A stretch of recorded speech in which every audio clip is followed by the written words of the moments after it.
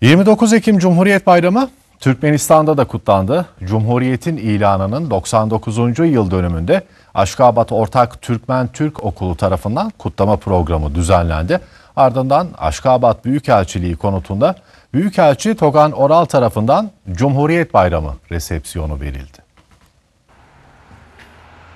Cumhuriyet Bayramı Türkmenistan'ın başkenti Aşkabat'ta Ortak Türkmen-Türk Okulu tarafından düzenlenen kutlama programı ile başladı. Etkinliğe Aşkabat Büyükelçisi Toğan Oral'la birlikte Türkmenistan'da görev yapan çeşitli kamu kurum ve kuruluşlarının temsilcileri katıldı. Cumhuriyet'in 99. yıl dönümünde kalpler Türkiye ile birlikte attı. Cumhuriyet Bayramı coşkusu Aşkabat Büyükelçiliği Kültür Merkezi'nde yaşandı.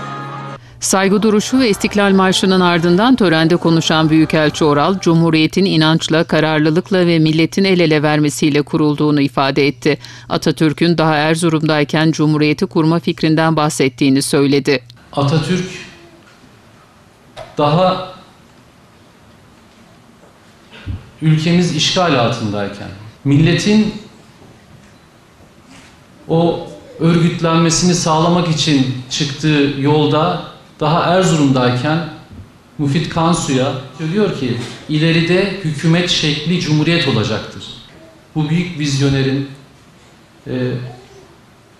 yani o dönemki şartlarda ufkuna, kararlılığına, bu millete olan inancına hayranlık duymamak elde değil. Kutlama töreni öğrencilerin hazırladığı etkinlikle devam etti. Etkinliğe Aşkabat'ta yaşayan Türk vatandaşları büyük ilgi gösterdi. Aşkabat'ta yaşayan biz Türkler, Türkmen kardeşlerimizle beraber Cumhuriyet Bayramımızı kutlamanın sevincini yaşıyoruz. Cumhuriyetimizle bir kez daha gurur duyuyoruz.